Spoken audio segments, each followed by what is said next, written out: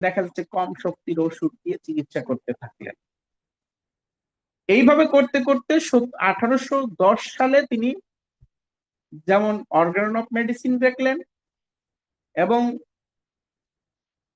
1816 সাল 17 সাল পর্যন্ত, 16 সালের আগ পর্যন্ত তিনি লক্ষণ সাদৃশ্যের আলোকেই হোমিওপ্যাথিক চিকিৎসা দিতে লাগলেন, এবং শক্তির ক্রমান্বয়ে উচ্চ শক্তিতেও গেলেন।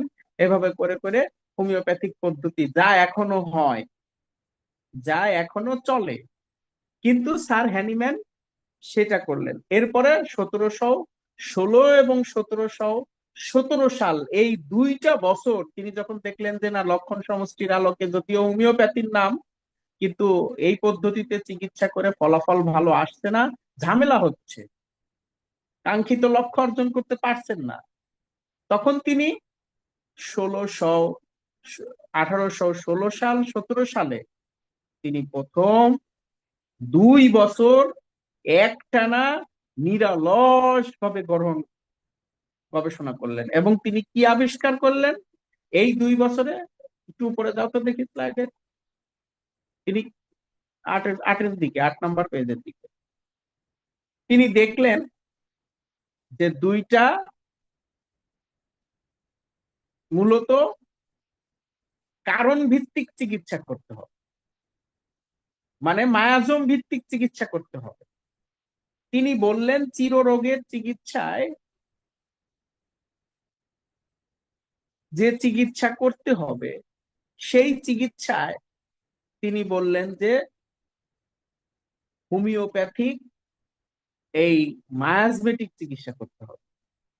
অ্যাসোরিক মেডিসিন, বেলেডোনা, নাক্সভুম, জেলসিনিয়াম, এগুলো হচ্ছে কোনো একটা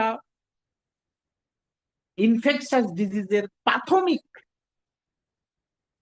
প্রথম দিকের যে লক্ষণের তীব্রতা থাকে, সেইগুলোর সাথে ওইগুলোর লক্ষণ মিলে যায়। স্যার হ্যানিম্যান সেটা দিয়ে চিকিৎসা করতেছিলেন, কিন্তু তিনি ব্যর্থ হলেন হোমিওপ্যাথি। তারপরে তিনি মায়াজম আবিষ্কার করলেন, যেটা হচ্ছে রোগের কারণ সমূহ। 3টা কারণ তিনি প্রমাণ করলেন। একটা কি? এক কথায়,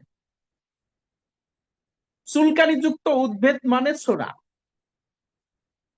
আর ডুমুরাকৃতির আসিল টিউমার মানে সাইকোসিস, আর ক্ষত ফোড়া মানে সিপিলিস। এবার তার যুগে এগুলোর চিকিৎসা কিভাবে হতো? তার যুগে চুলকানিযুক্ত উদ্ভিদ দেখলে চিকিৎসা করা হতো সালফার দিয়ে এবং কিছু খনিজ ধাতু দিয়ে। তিনি তাই করলেন। তিনি এবার ওই সালফারকে জাস্ট ওদের পদ্ধতিতে না দিয়ে উনি হোমিওপ্যাথিক পদ্ধতিতে তৈরি করে রুগীকে দিলেন। খুব দ্রুত সুন্দরভাবে কষ্টগুলোর তিনি একটু সমাধান দেখতে পাইলেন। এবার তিনি সাথে আরো 2-1টা ওষুধ যোগ করলেন, কারণ সেই সময়েরই চিকিৎসার ব্যবহৃত জিনিসগুলোর আলোকে। এরপরে আচিল টিউমার, তিনি এটাকে সেই যুগে আচিল টিউমারকে নাইট্রিক অ্যাসিড দিয়ে পুরানো হতো। তিনি এই সাইকোসিসের একটি ঔষধ রাখলেন, নাইট্রিক অ্যাসিড, এবং তিনি দেখলেন এর একটা সাবের কথা বলা হয়, সেইটার তিনি দেখলেন যে থুজা। তিনি তখন থুজা দিয়ে আর নাইট্রিক অ্যাসিড দিয়ে বললেন যে থুজা দিতে হবে, নাহলে নাইট্রিক অ্যাসিড দিতে হবে, থুজা না পারলেও নাইট্রিক অ্যাসিড দিতে হবে। এইভাবে তিনি সাইকোসিসের জন্য এই 2টা মেডিসিন বিশেষভাবে বললেন। এরপরে তিনি বললেন, মানে অনেকটা পাইকারি হারে, এরপরে তিনি বললেন ক্ষত আর ফোড়া, এই 2টা হচ্ছে সিফিলিসের প্রমাণ, ব্যাকটেরিয়ার প্রমাণ। তিনি তখনকার যুগে সিফিলিস ছিল, সাইকোসিসও ছিল, কিন্তু তখনকার যুগে ব্যাকটেরিয়া এবং ভাইরাসের পার্থক্য হয়নি। যাই হোক, তিনি সিফিলিস ক্ষত পরিচিত ছিল, কারণ সেই সিফিলিসটার প্রাদুর্ভাব ছিল ক্রুসেডারদের যুগে, সৈন্যদের, তারা অবৈধ যৌনাচারের কারণে এটার উৎপত্তি। পরবর্তীতে হয়েছিল সাইকোসিসের। স্যার হ্যানিম্যান যেই সময় বেঁচে ছিলেন তার 400 বছর আগে ছিল সিফিলিসের যুগ, আর তিনি বলছেন আমাদের এই যুগটাতে সাইকোসিস চলে আসছে, এই কথা বলেছিলেন।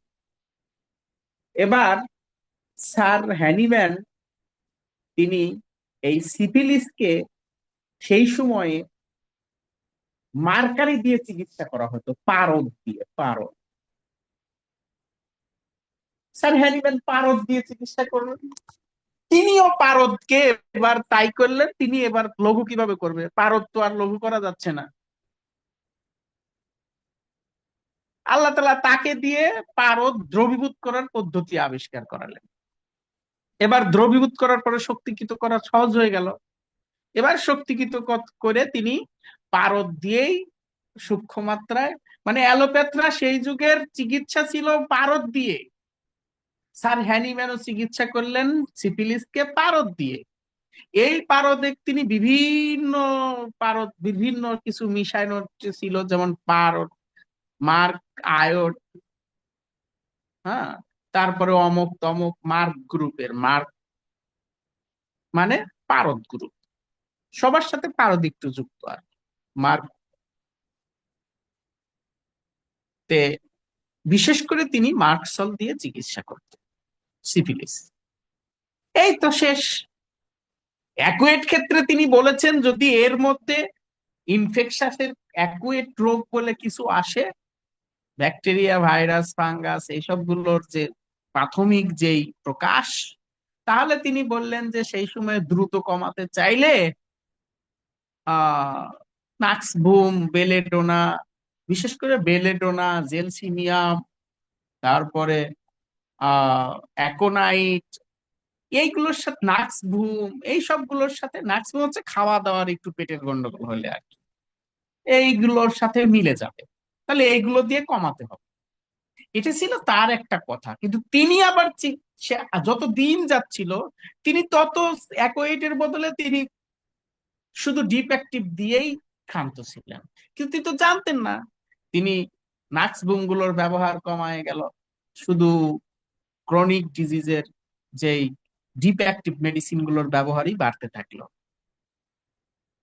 এরপরে তিনি এই নামকরণ করলেন, ক্রনিক ডিজিজ বই লিখলেন, কিন্তু 10 বছর, 10 বছর, 1816 এবং 17 সাল, 2 বছর রাত দিন পরিশ্রম করে আবিষ্কার করলেন এই মায়াজম তিনটা কারণ, যে তিনটা কারণে এই রোগগুলো হয়, এই তিনটা কারণে এই 6টা মেডিসিন, 5টা মেডিসিন। কিন্তু